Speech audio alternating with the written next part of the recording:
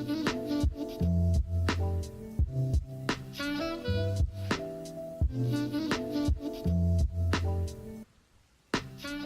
been held up in this city for a while due to the rain. Oh, I see. So as soon as it stops raining, you'll leave. I hope that the rain will never stop. What? If it continues, I'll be able to stay here forever.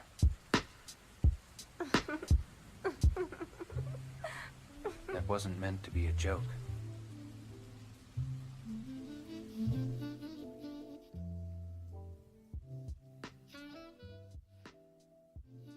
Woo, man, let's just take a moment. Oh, wow.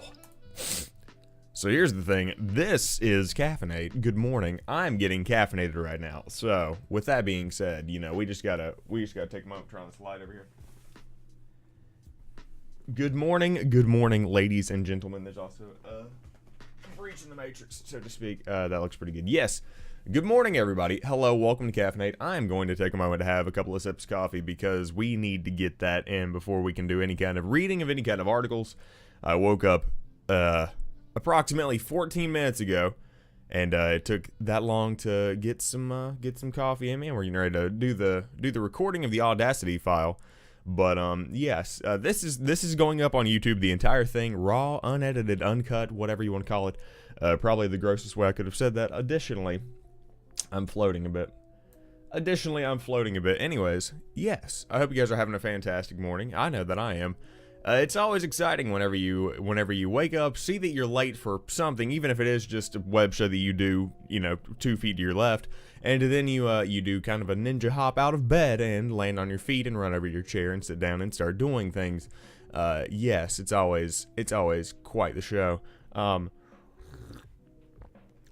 Oh yeah, we got some pretty good news stories today. I do believe we got 1, 2, 3, 4, 5, 6, 7, 8, but really it's like 1, 2, 3, 4, 5, 6 essentially, and then pretty much 7. We've got like 6.5, I would say. It's not exactly the pinnacle of shows this morning, but it is the Friday show. It is one that is relaxing. I'm not wearing a tie this morning because it is, as I have decided, Casual Friday. Hey, Tiff, what's going on, you and your shenanigans? Hello, shenanigans. Hey, Razum, what's going on, man? Welcome to the chat. Hello, everybody. Yeah, I just like literally, wow. We get up, we roll out of bed, we click live, baby. We get up, we roll out of bed, we click live. You see what I'm saying? You got to get that grind going, baby. Yeah, and then right after this, I have to go to school, and then after that I have to go to work, and then after that I come back and we're back doing this again. Yeah.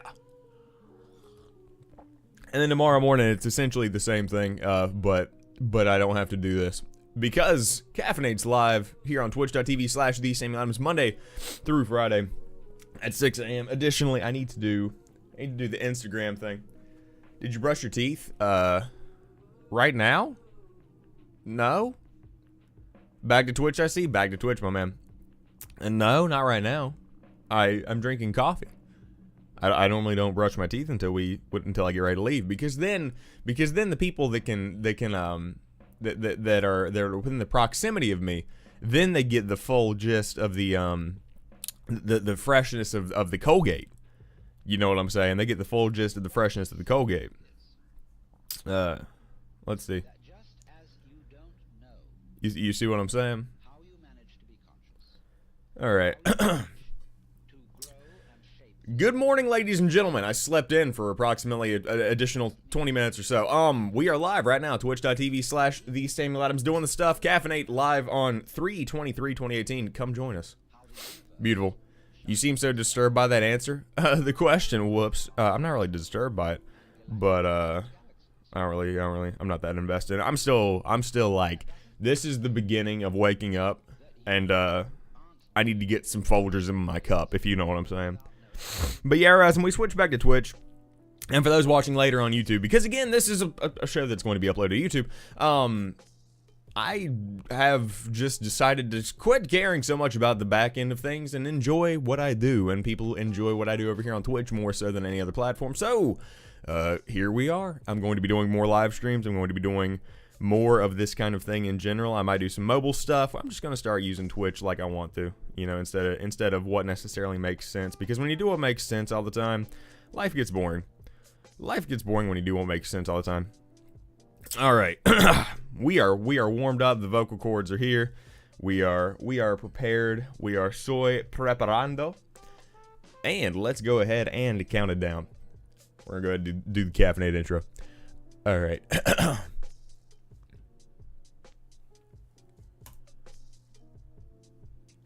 Good morning, ladies and gentlemen. We didn't just have a 10-minute dialogue talking about what's going on and why I'm late. How are you doing? Welcome to Caffeinate. For those that may not know what Caffeinate is, it is a show that I do live right here on twitch.tv/TheSamuelAdams every single weekday morning at 6 a.m. or on Fridays when I sleep in at 6:15 unintentionally. Just gonna... Anyways, it is also exported to podcast services around the world afterwards, and on top of that to youtube.com/SamuelAdamsMedia if you did want to give it a look. Those that are watching on YouTube get the full gist of everything because I literally just export the entirety of the stream, so it's all of the craziness and the funness and the unintentional unprofessionalness. Anyways, those aren't words. We have some news stories today that we're going to get into. We're talking about the gaming news of the past 24 hours, the stuff that's worth talking about, and I suppose without any more housekeeping, we can go ahead and jump into it. I don't think there's anything that is majorly pressing, so to speak. Not that I can think of. With that being said, let's go ahead and I suppose just jump into it. Ubisoft is opening new studios in India and the Ukraine. The story is coming to us from worthplaying.com, a source that I have never heard of in my entire life. The two studios will participate in the development of new AAA games for some of Ubisoft's biggest franchises and expect to add at least 160 new talents to Ubisoft's creative workforce in the first 2 years of operation. The new studios demonstrate Ubisoft's commitment to develop engaging and immersive gaming worlds. In addition to the fact that my eyesight sucks, in addition to world-class entertainment franchises, they will plug into Ubisoft's cross-studio collaboration approach in which Ubisoft studios from across the globe work together on AAA development games and live operations, with each studio providing distinct contributions based on their areas of expertise. That's a very exciting little statement, so obviously we're not going to read this entire article. It's a bit much. However, we can read the quote. This year marks the 10th anniversary of Ubisoft's presence in India and in Ukraine. Our commitment to both countries is now strengthened by those expansions to Mumbai and Odessa, said that person, Christine Burgess Kmard. Nice, nailed it. Executive Director of Ubisoft's Worldwide Studios. I am proud to see how our production presence is growing and strongly believe that it is by investing and expanding our knowledge and expertise internally, they both go hand in hand, that we will be able to keep delivering the high-quality entertainment experiences of the future. Mumbai will report directly to Jean-Philippe Pichot, Managing Director of the Poon Studio. What? It sounds like a different kind of planet kind of thing. I'm not familiar with these cities and or countries. The Ubisoft Mumbai team will work closely with Ubisoft Poon, collaborating on the development of Ubisoft's AAA console games. Several senior team members from Poon will also join the new studio in Mumbai to build the local core team and to help new recruits ramp up quickly. Mumbai being one of the biggest cities in the world, the studio will also be able to tap into new national and international talent pools. The studio is looking to recruit up to 100 talents within the 2 years to focus on hiring programmers and artists. Ubisoft Mumbai will also collaborate with the Indian Institute of Technology Mumbai and Intuit Lab, both schools known to train the brightest talents for India. The new studio is scheduled to open this year in June. That's going to be a pretty cool thing. So essentially what we're getting here is more development for Ubisoft because apparently things have been going in their direction. For those that aren't familiar with what Ubisoft's been working on over the past couple of years, obviously you've got games like Far Cry, you've got games like Rainbow Six Siege, you've got games like Tom Clancy's The Division, you've got games like Tom Clancy's Ghost Recon Wildlands that have come out. Amongst a lot of other things, they've done little things like Grow Home and Grow Up. There are so many Ubisoft games out there. Assassin's Creed, of course, is one of the biggest franchises. I was playing Black Flag last night on stream. Fantastic time, enjoyable game. They do really well with the entirety of the Assassin's Creed franchise. And so, it seems like things are going so well that they're going ahead and putting more resources into actually developing stuff for this, specific portion of the market. They're going to be doing more entertainment stuff. I think it's very interesting to say that they are committed to develop engaging and immersive game worlds in addition to world-class entertainment franchises. So, does that imply that there's going to be some kind of movie going on? Does that imply that there's going to be some kind of television show or maybe a virtual reality experience? Is that kind of what we're getting at with defining the difference between engaging in immersive game worlds and doing something with world-class entertainment franchises, is that like a defining factor? And I think that it very well could be. Whenever it comes to how entertainment is treated in 2018, it's one of those scenarios and situations. And they've made Rayman, says Razm in the chat, 100% they've also made Rayman. Again, so many, you know, there's just a lot of fantastic games. But when it comes to 2018, an entertainment company is what you want to be whenever you're in the content creation business as far as games go, because, you know, you can make a game for the PlayStation 4, Xbox One, and PC and do great, but what you really want to do is stretch out and really hit every corner of the market. You want to be able to sell that soundtrack. You want to be able to get a movie deal with Warner Bros. Or whoever makes your movie. You want to be able to reach out and perhaps get some kind of poster deal, and you can do, you know, if it's an art game, you could do a coloring book. If it's something like Grow Home, maybe you can make some action figures. You know, you have to be able to branch out to every single portion of every single industry and really make that franchise one that isn't isolated only to the gaming universe. And so it sounds like, to me, in my interpretation of what's going on within this article, that's pretty much what is going to be happening. Ubisoft is branching out and developing new studios in different places to pretty much just recruit some new experience and try and see what is possible. Razm says, so what you're saying is animated Assassin's Creed movie. I mean, maybe, you know, the beginning of Assassin's Creed chronicles China and Russia, is that what it was? Russia, and then there was another one. Those were all fairly well animated intros and fairly well animated little games overall.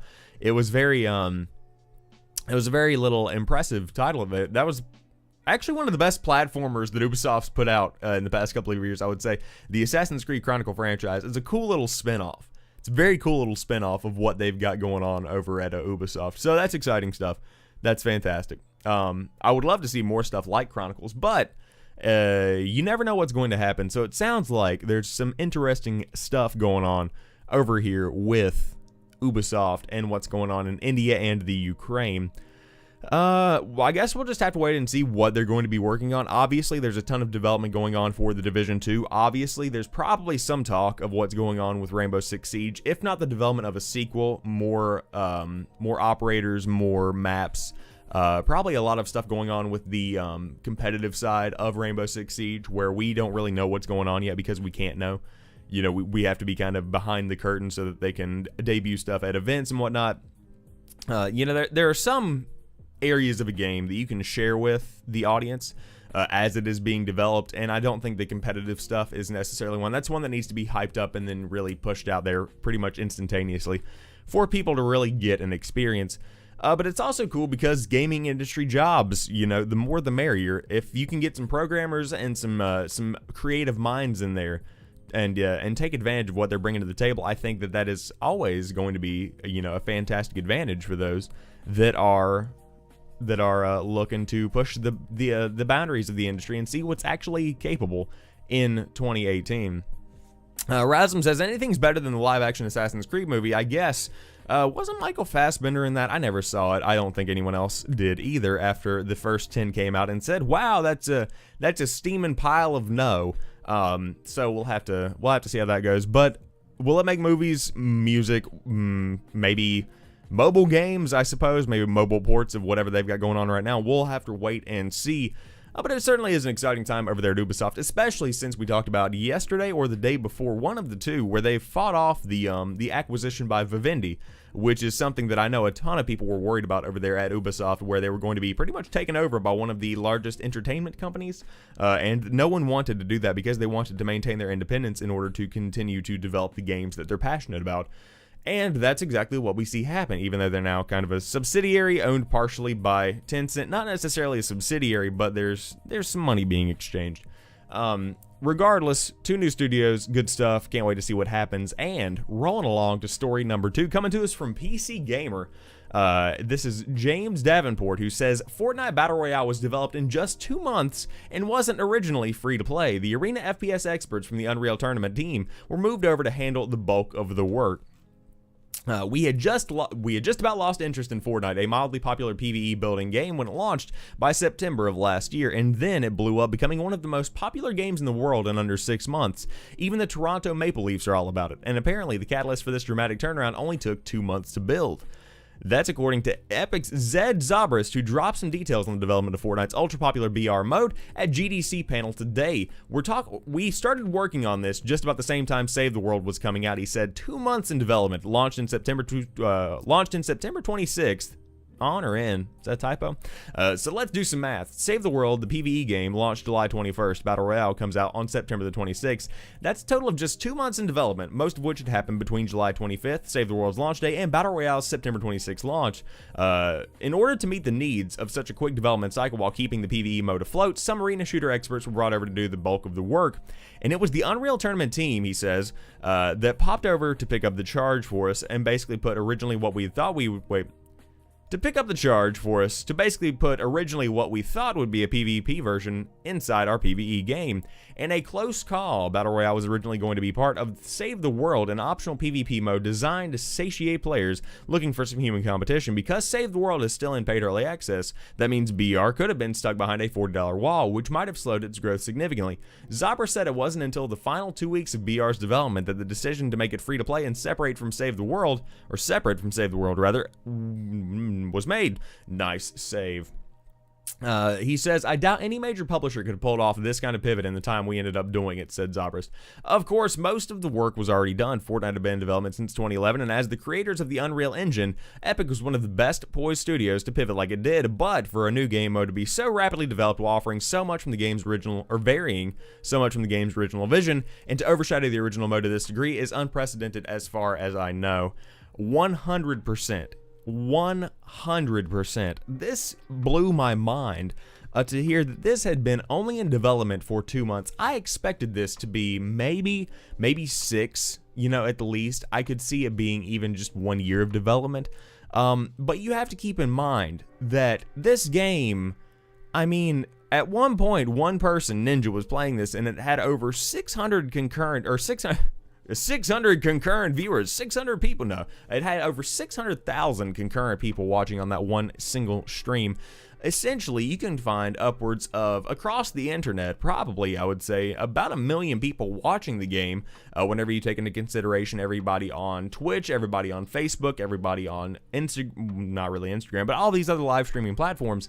When you take this into consideration, I would say at least 700,000, 800,000 at any given time watching the game, taking in gameplay, etc. That's not even counting playing it. There are so many people playing this game, and on top of that, it got $126 million in revenue in February, and it's a free-to-play game. That's what's mind-boggling about this entire thing, is because it's free-to-play, because it has this just simplistic factor that is so easy to fall in love with. People just went ahead and gave it a shot, and they have really, really begun to enjoy it. And I don't see this stopping anytime soon. I sincerely do believe that Fortnite is on the way up the ladder to become one of the biggest games in history, if it's not already achieved that status. I sincerely believe that it is going to be one of the pinnacles that we look back on and say, not necessarily in the same way that you have Super Mario Bros., but when you look back and you hear names like Contra, when you look back and you hear names like Castlevania Symphony of the Night, when you look back and you hear games even, I would say, Call of Duty Modern Warfare. Obviously, some of these are more significant than others, but at the same time, whenever you're looking at what you've got going on with Fortnite, there's no denying that it's a very impressive title. It is simply just an impressive game, and if you aren't blown away by the fact that it has achieved this level of success, then there's just something not connected for you. It is crazy to hear that a game was in development for essentially 2 months. Obviously, the assets were there, as the article says, for many years before, but the game itself was constructed in around 2 months. That's a very small amount of time. So congratulations to the guys over there at Epic that put in the work. Congratulations to those that came over from the Unreal Tournament team to really work on what was going on with the Fortnite Battle Royale mode, because they have literally changed the entire direction of Epic. I heard that I think somewhere around 90% of the people, don't quote me on that, were working on Fortnite over there at Epic. That's when you know you've made a difference. That's when you know you've made an impact. And I sincerely believe that that is something that is going to be a lasting impression, especially on Epic as a company, because, when it comes down to it, Fortnite killed Paragon. Paragon was this beautiful game that was essentially a lane-based sort of MOBA, kind of setup. It was a very interesting kind of game from a different perspective that you wouldn't really expect, and it really was taking off. It was doing okay, but essentially whenever Fortnite took off, it just eclipsed everything that Paragon had going for it. They shut down the development of the game. They have given the assets away for free, a $12 million packet of assets given away for free to developers to use. There are so many benefits that are coming from what Fortnite is doing, because Paragon would have been fine, but it really wouldn't have gone anywhere. And Epic had the audacity to give back all that money and say, we don't need it anymore. You know, we have Fortnite. Thank you for the supporting Paragon, but hey, we've got our new Mac Daddy that we can focus on, instead of having to focus on what we've got going on with this little small peanut of a game. And so, yeah, that's a little bit of a side discussion, but it's very cool to see that BR is doing so well with Fortnite. BR is doing so well overall, and I think that the future for Epic is going to be very, very bright. Moving along to the PlayStation blog, God of War has gone gold. A message from Cory Barlog, the creative director of Santa Monica Studios' new vision for God of War reflects on the journey that has led them to this point. We'll read this a little bit. God of War is gold, baby. Going gold is an important milestone for a game. In fact, it's one of the big two, really. You have to get greenlit, which kicks off the real development of your title, and going gold as the two most important milestones in game development cycle. The latter is the rite of passage that lets the team, and more importantly the world, know that the game's development is pretty much complete. All that remains is manufacturing and shipping portions of the process. So, there's really nothing more to the story. You know, you can go back and, that was a really southern way of saying back. You can go in the description box down below if you are on YouTube, or you can give it a Google to blog.us.playstation.com/2018-0322 God of War has gone gold message from Cory Barlog. Put a whole bunch of little dashes in there. That'll find you this article. But essentially what happened is God of War is done. God of War has been completed. It is finished. We are moving along. We're good. So there is no more chance of a delay. There is no more putting the game off until 2 weeks from now, 3 weeks from now, unless there's something that goes wrong with production, which I don't think is going to happen. God of War is complete. Now, of course, over the past couple of weeks, we have been talking a little bit about God of War. We've checked out some gameplay here on Caffeinate. We have been looking and seeing what the game is bringing to the table, and I must say, it is a far cry from anything we have seen before when it comes to a God of War game. It is not the hack and slash that you're used to. It is not something that resembles a God of War that we've seen before. It's essentially, when it comes down to it, a brand new kind of game that really is a game changer. I think this is going to change what we know about God of War to the point that it's going to influence everything from where the franchise goes to what other games do in response to it. I believe, and this is just my personal opinion, and I think you can see this in the gameplay, that games like Darksiders, games like pretty much Darksiders, and that's pretty much it for me. That's the only one that comes to mind. I feel like Darksiders is heavily influenced by God of War, and so, you know, whenever you have an influential title coming into the mix, what kind of games are we going to get because God of War is going to be, and it is going to be, so successful? I think that's an interesting thought to dwell on. I think that's something worth considering, and it's something that without even having to be said directly, is incredibly intriguing. Also, I love the fact that this is on some kind of really, I don't know if this is the only version of the game that you have, but I feel like I would back this up to more than just one CD that we see right here. But it's cool to see the entire development team right there, you know, hanging out, having a good time. It's great to be able to appreciate all these people for the incredible work that they're doing. So to all these people that are right here that have been working on God of War, congratulations. Raz in the chat says it's going to be epic. 100% it is going to be epic. And I've also heard that it's going to be a bit longer than the standard kind of game. More than likely what's going to happen for me is that whenever God of War comes out on 4/20/2018, I'll probably run by Redbox and I'll rent it for about 3 days, and that's all I'll play. I'm going to be going straight through God of War because once you finish the campaign, I don't see there being any kind of real draw to go back to it again once you've finished it. Obviously, it's going to be one of the pinnacles of the year, I would say. So I feel compelled to play one on day one. But you know, as a college student, money is not a luxury that I have in abundance necessarily to blow on $60 games that are one playthrough games. So about 30 to 40 hours, I think we can finish that in a couple of days, maybe a week or so. And yeah, I can spend spend some money on Redbox because, you know, bolster that economy. Rentals, baby. I miss Blockbuster. But so congratulations to the team. Good show. And moving along, for those that are in the European PlayStation Store region, you have an Easter sale that is going on. The annual PlayStation Easter sale has begun, says Sarif Saeed from VG247 on the European PlayStation Store. Easter sales in the PlayStation Store are typically busy, and this one is no exception. This year's deals kick off this week with discounts up to 68% off. The lineup of discounted games is massive and features PS4 and PSVR games, most prominently with a few PS3 and Vita deals as well. Almost all big games released this year including Call of Duty World War II, NBA 2K18, Assassin's Creed Origins, Ghost Recon Wildlands, Wolfenstein 2: The New Colossus, and Star Wars Battlefront 2. You'll also find the typical assortment of popular games like GTA 5, Battlefield 1, Watch Dogs 2, Mortal Kombat X, and several others. The Easter sale includes several season passes and DLC packs too, so it's a good time to catch up on all add-ons for some of your games. Most deals are available until April 12th, though some, like FIFA 18, are only available until April 5th. Do be warned, though, not all deals are available everywhere. You can check out the full list at the PlayStation Store's sale portal.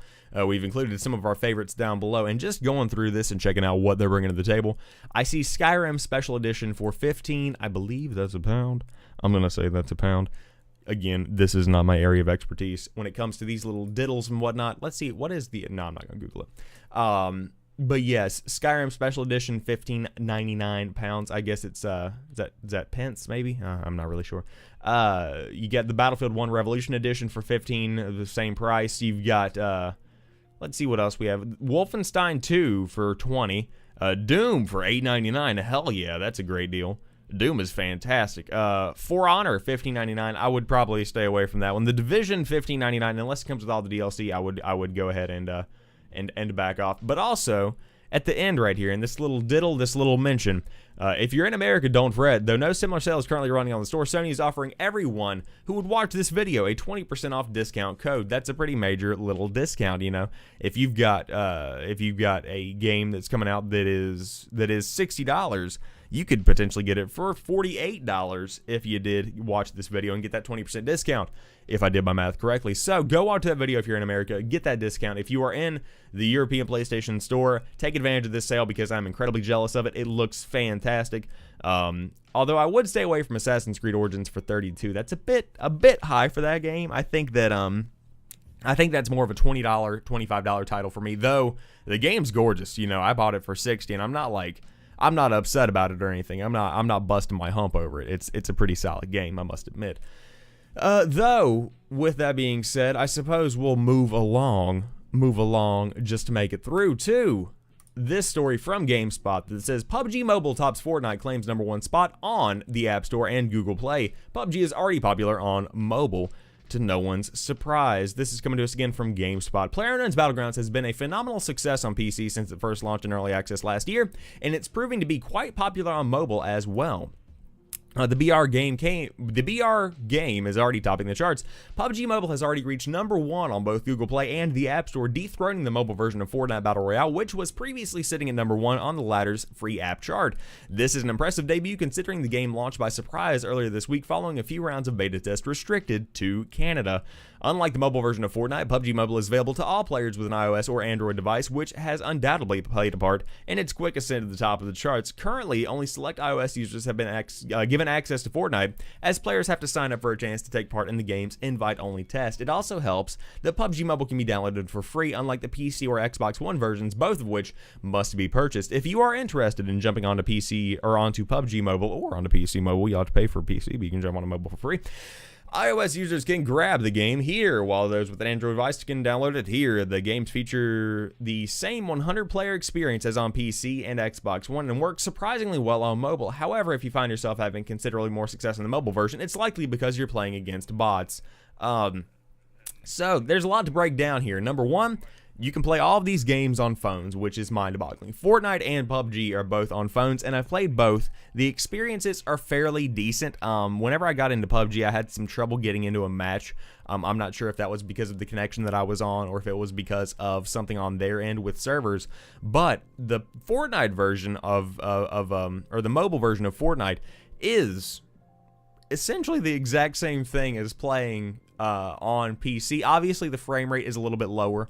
Obviously, it's not quite so hyped up and looking as beautiful as the PC version of the game. But when you put it head to head against what's going on with the console version of the game, especially, it's very hard to actually, tell a difference. The textures are a little bit lesser. The game looks a little bit downgraded, but at the same time, it looks good enough, to be played on mobile. It looks fantastic. It runs very smoothly. The controls are obviously not as smooth as playing on a PC or a PlayStation 4 or whatever, but it still looks fairly decent, and there are a ton of people playing it, so that's exciting as well. PUBG, on the other hand, looks relatively graphically downgraded, as you would expect. PUBG is more of a realistic game that brings a lot more assets to the table, but I will say that the fact is, neither of these games, however you want to say it, would exist on mobile without the addition of the epic Unreal Engine. Unreal 4 is really what brings this to the table and what really makes this work. And so I feel like there should be some kind of pat on the back to whoever the engineers over at whoever their engineers are over at Epic for creating this game that works so well on mobile, so well on PC, so well on PS4 and Xbox One, or in the case of PUBG, Xbox One and PC only. It's just incredible to see both of these games taking off and being as incredible as they are. And with that being said, congratulations to both games and the teams behind them for creating pretty much the back-to-back best and most downloaded games on the mobile app stores. It's also worth mentioning that not everyone can play this. As we said, there are some factors that go into the success. PUBG is free to play 100% for everyone. On the other hand, Fortnite is one of those games where you have to do a little sign up, and then on top of that, once you get into the actual invite test, then you have 3 codes to give out. And I have a couple of codes left. I might give those out on Twitter or something later on today. We'll see what happens. I think that might be fun, or maybe tonight on stream we'll give it a good give out, and I think that might be pretty fun. But that's pretty much the gist of what we've got going on here. Congratulations to the team over there that is behind these, or that are behind the teams that are behind these apps. I can't think this morning. Man, I need more coffee. Moving along to a story from Rolling Stone's little Glixel division, which is essentially the video game destination for Rolling Stone. It's a pretty good little thing. It opened a couple of years back. I think I did a big video on it. But Sea of Thieves reached 1 million players in its first 48 hours. Obviously, this is causing some issues. Online pirate game Sea of Thieves launched this week, and it's seeing an unprecedented number of players. More than 1 million people joined the game in its first 48 hours, developer Rare said in a launch status update video yesterday.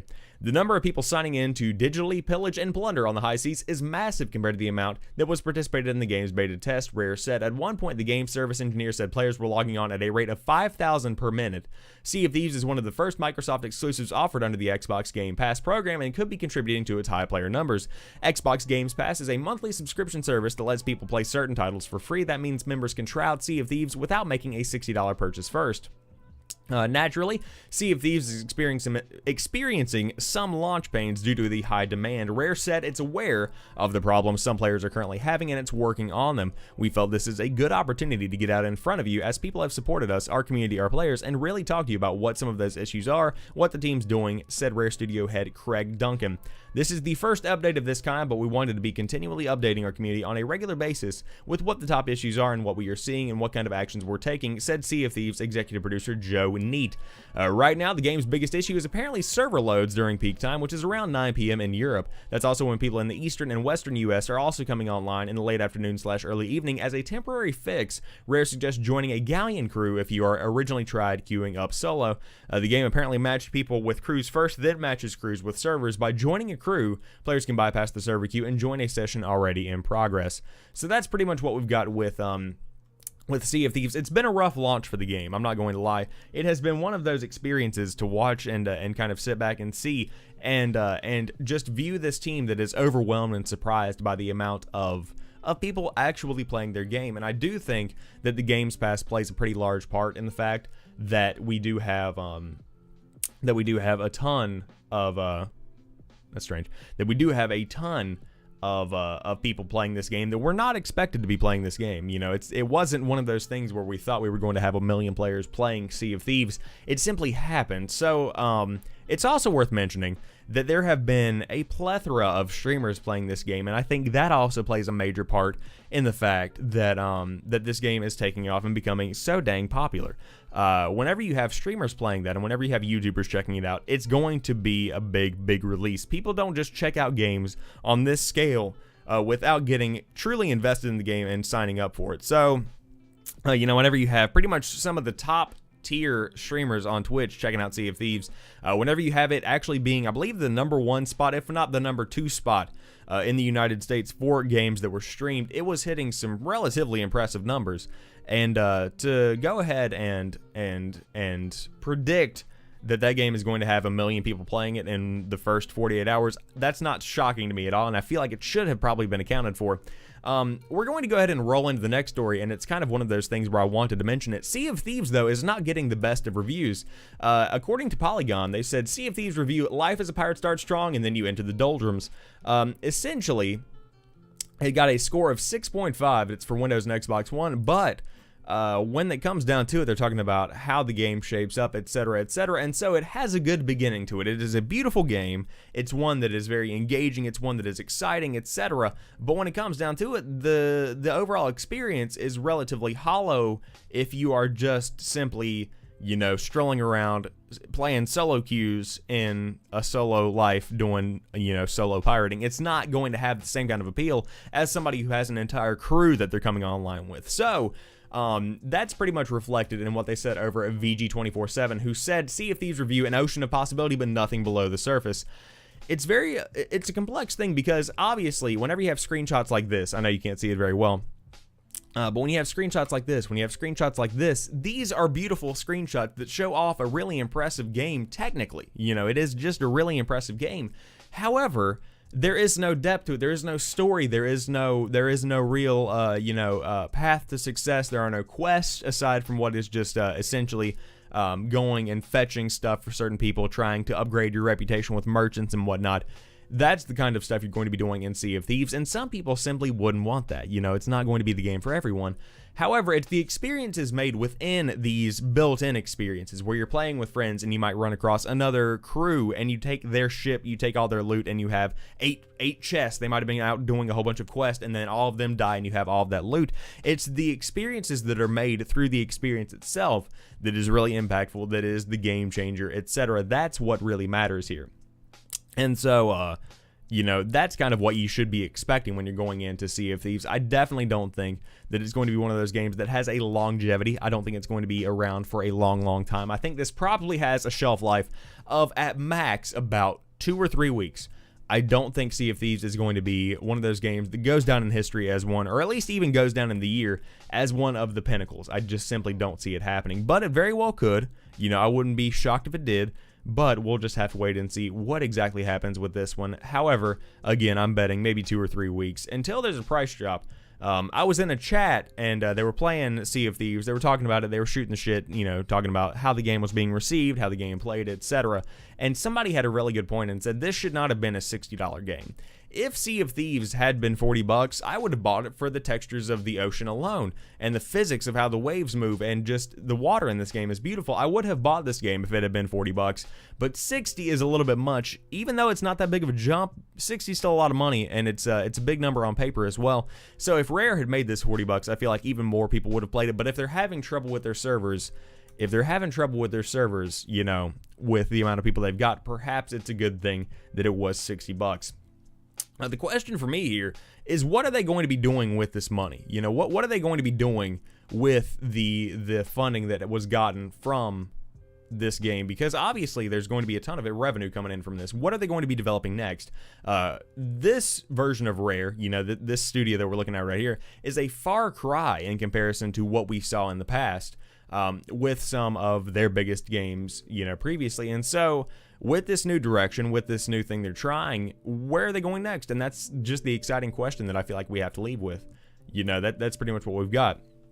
But that pretty much wraps it up for today's episode of Caffeinate. I pushed the wrong button. If you've enjoyed this episode on the Twitch live stream. Drop me a follow. If you're listening to podcast services, please, by all means, leave it a rating on iTunes or Google Play, wherever you might be listening to it, wherever it's available. I know it's on Pocket Cast. I think it's on Overcast. It's rolling out gradually to a lot of different services, so keep an eye out if it's not on your favorite yet.